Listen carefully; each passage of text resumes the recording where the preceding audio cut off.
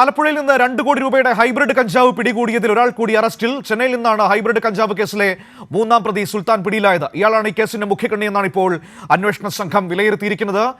അല്പസമയം മുമ്പാണ് എക്സൈസ് സംഘം ഇതുമായി ബന്ധപ്പെട്ട് വാർത്താ സമ്മേളനം നടത്തിയത്. അവരുടെ വാക്കുകളിലേക്ക് ആദ്യം. അവിടുത്തെ ഒരു ഹാർഡ് കോർ ക്രിമിനൽസ് താമസിക്കുന്ന ഏരിയയിൽ നിന്നാണ് നമ്മൾ ഇവനെ വളരെ ബുദ്ധിമുട്ടിയാണ് അറസ്റ്റ് ചെയ്തിരിക്കുന്നത്. കാര്യം അവിടെ കണ്ടുപിടിക്കാൻ വലിയൊരു ബുദ്ധിമുട്ടാണ്. കാര്യം ലോക്കൽ ഏരിയ അറിഞ്ഞുകൂടെങ്കിൽ ആളിനെ ഐഡൻറ്റിഫൈ ചെയ്യാൻ വലിയ പാടായിരിക്കും, പ്ലേസ് ഐഡൻറ്റിഫൈ ചെയ്യാൻ വലിയ ബുദ്ധിമുട്ടായിരിക്കും. അപ്പോൾ പ്രാഥമിക അന്വേഷണത്തിൽ നിന്ന് നമുക്ക് മനസ്സിലാവുന്നത് ഇവനൊരു ബേസിക്കലി ഒരു സ്മഗ്ലറാണ്. ഗോൾഡ്, പിന്നെ ഇലക്ട്രോണിക് ഗുഡ്സ് എന്നിവ സ്മഗിൾ ചെയ്ത് ചെന്നൈയിൽ കൊണ്ടുവന്നതിന് ശേഷം വിൽക്കുന്ന ഒരു നേച്ചറാണ് ഉള്ളത്. പ്രാഥമിക അന്വേഷണത്തിൽ നിന്നും ഇയാൾ മലേഷ്യ, സിംഗപ്പൂർ, ബാങ്കോക്ക്, ദുബായ് എന്നീ രാജ്യങ്ങളിൽ വിസിറ്റ് ചെയ്തതായിട്ടുള്ള വിവരം കിട്ടിയിട്ടുണ്ട്. അപ്പോൾ കൂടുതലായിട്ട് അന്വേഷിച്ചാൽ മാത്രമേ നമുക്ക് അറിയാൻ പറ്റുള്ളൂ എവിടെ നിന്നാണ് ഇത് കൊണ്ടുവന്നിരിക്കുന്നത് എന്നുള്ളത്. വിവരങ്ങളുമായി ഷാജഹാൻ ആലപ്പുഴയിൽ നിന്നും ചേരുകയാണ്. ഷാജി, ഇപ്പോൾ ഈ പിടിയിലായ സുൽത്താനാണ് ഈ ഹൈബ്രിഡ് കഞ്ചാവ് വേട്ടയുടെ മുഖ്യ കണ്ണി എന്ന നിഗമനത്തിലേക്കാണോ എക്സൈസ് എത്തുന്നത്? ഇയാളൊരു ചില്ലറപ്പുള്ളിയല്ല എന്നാണോ നമ്മൾ മനസ്സിലാക്കേണ്ടത്? കാരണം അന്താരാഷ്ട്ര ബന്ധങ്ങളൊക്കെയാണ് ഇപ്പോൾ എക്സൈസ് പറഞ്ഞു വെക്കുന്നത്.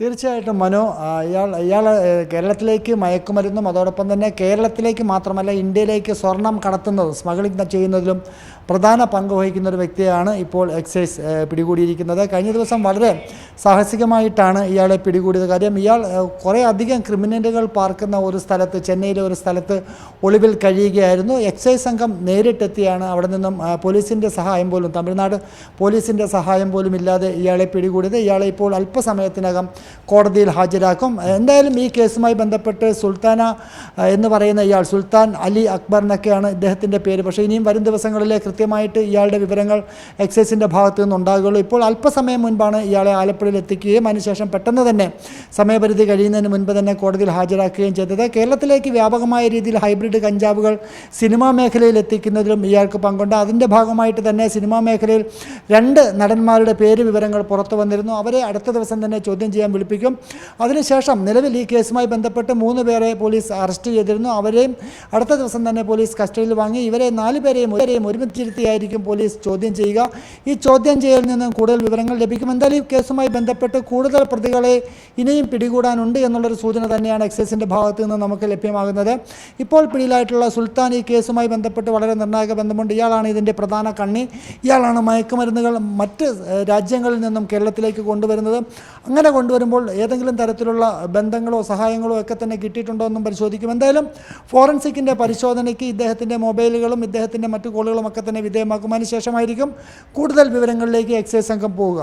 ഇവിടെ ഈ കേസുമായി ബന്ധപ്പെട്ട ഏറ്റവും പ്രധാനപ്പെട്ട കാര്യം എന്ന് പറയുന്നത് സിനിമാ മേഖലയിലേക്ക് അടക്കം ഇതിന്റെ ബന്ധങ്ങൾ പറഞ്ഞു കേട്ടിരുന്നു. സിനിമാ മേഖലയിലേക്കാണ് കഞ്ചാവ് അല്ലെങ്കിൽ മയക്കുമരുന്ന് കൊണ്ടുവന്നിരുന്നത് എന്ന് കേട്ടിരുന്നു.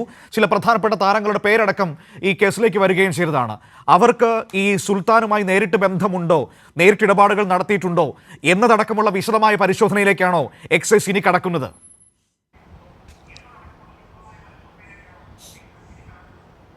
തീർച്ചയായിട്ടും നമുക്കറിയാം, കഴിഞ്ഞ ദിവസം വളരെ അറിയപ്പെടുന്ന ഒരു സിനിമാ നടൻ ഈ കേസുമായി ബന്ധപ്പെട്ട് മുൻകൂർ ജാമ്യാപേക്ഷ നൽകുകയും അതിനുശേഷം അത് പിൻവലിക്കുന്ന ഒരു സാഹചര്യമൊക്കെ ഉണ്ടായി. അപ്പോൾ എക്സൈസ് തന്നെ പറയുന്നത് മുൻകൂർ ജാമ്യാപേക്ഷ നൽകുമ്പോൾ എക്സൈസ് ഏത് തരത്തിലാണ് ഇയാൾക്കെതിരെ കേസ് ചാർജ് ചെയ്തിരിക്കുന്നത് എന്നുള്ളത് കോടതിയിൽ സ്വാഭാവികമായിട്ടും റിപ്പോർട്ട് ചെയ്യേണ്ടി വരും. അതിലൂടെ ഇയാൾക്ക് രക്ഷപ്പെടുന്നതിനുള്ള പഴുതാണ് അദ്ദേഹം അന്വേഷിച്ചത്. എന്തായാലും അതിന് പിന്നീട് അദ്ദേഹം മുൻകൂർ ജാമ്യാപേക്ഷ പിൻവലിക്കുന്നത് നമുക്ക് കാണാൻ സാധിച്ചു. ഇത്തരത്തിൽ സിനിമാ മേഖലയിലുള്ളവർ വളരെ ഇതിൻ്റെ അകത്ത് ഉൾപ്പെട്ടിട്ടുണ്ട്, ഒട്ടനവധി ആളുകൾ ഉൾപ്പെട്ടിട്ടുണ്ട് എന്ന് തന്നെയാണ് എക്സൈസ് പറയുന്നത്. അത് കൃത്യമായിട്ടുള്ള തെളിവുകളും മറ്റും ലഭിച്ചതിൻ്റെ അടിസ്ഥാനത്തിൽ മാത്രമേ പേര് വിവരങ്ങൾ പോലും എക്സൈസ് പറയുകയുള്ളൂ. എന്തായാലും ഇപ്പോൾ ആരോപണ വിധേയരായി നിൽക്കുന്ന സിനിമാ താരങ്ങളെയൊക്കെ തന്നെ വരും ദിവസങ്ങളിൽ തന്നെ വിളിച്ചു വരുത്തി ചോദ്യം ചെയ്യും. അതോടൊപ്പം തന്നെ ആദ്യം പോലീസ് കസ്റ്റഡിയിലെടുക്കുകയും പിന്നീട് അറസ്റ്റ് രേഖപ്പെടുത്തി റിമാൻഡ് ചെയ്തിരിക്കുന്ന 3 പേരെയും പോലീസ് അടുത്ത ദിവസം തന്നെ വീണ്ടും കസ്റ്റഡിയിൽ വാങ്ങി ചോദ്യം ചെയ്യും. അതിലൂടെ ആയിരിക്കും കൂടുതൽ വിവരങ്ങൾ പുറത്തു വരാൻ സാധ്യതയുള്ളത്. ശരി, ഷാജഹാൻ ആലപ്പുഴയിൽ നിന്ന് വിവരങ്ങൾ നൽകിയത്. ഏതായാലും ഈ പിടിയിലായ സുൽത്താനാണ് ഈ ഹൈബ്രിഡ് കഞ്ചാവിലെ കേസിലെ പ്രധാനപ്പെട്ട കണ്ണി എന്നാണ് ഇപ്പോൾ വിലയിരുത്തിയിരിക്കുന്നത്. ഇയാൾക്ക് അന്താരാഷ്ട്ര ബന്ധങ്ങളടക്കമുണ്ട് എന്നാണ്. സിംഗപ്പൂരിൽ നിന്നൊക്കെ ഇന്ത്യയിലേക്കും കേരളത്തിലേക്കുമൊക്കെ കഞ്ചാവും മയക്കുമരുന്നൊക്കെ എത്തിക്കുന്നത് ഇയാളാണ്. കള്ളസ്വർണ്ണ കച്ചവടമുണ്ട്. അങ്ങനെ ഒരുപാട് കേസുകൾ ഇയാളുമായി ബന്ധപ്പെട്ട് നിൽക്കുന്നുണ്ട്. സിനിമാ മേഖലയിലേക്ക് ഇയാൾക്ക് എന്ത് ബന്ധമാണ്? ഇയാളുമായിട്ട് ഈ ആരോപണ വിധേയരായ സിനിമാ പ്രവർത്തകർക്ക് അടുപ്പമുണ്ടായിരുന്നോ, ഇടപാടുകൾ നടത്തിയിട്ടുണ്ടോ എന്നതടക്കമുള്ള നിരവധി കാര്യങ്ങൾ പരിശോധിക്കാൻ വേണ്ടിയിട്ടാണ് ഇപ്പോൾ എക്സൈസ് സംഘം പോകുന്നത്. വിവരങ്ങളാണ് ഷാജഹാൻ ആലപ്പുഴയിൽ നിന്ന് നൽകിയത്.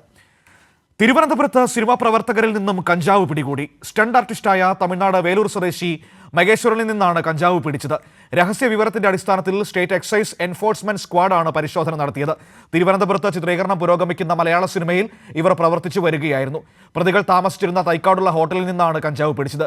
ഡിക്ഷണറി എന്നെഴുതിയ പുസ്തക രൂപത്തിലുള്ള പ്രത്യേക പെട്ടിയിൽ സൂക്ഷിച്ച നിലയിലായിരുന്നു കഞ്ചാവ് കണ്ടെത്തിയത്.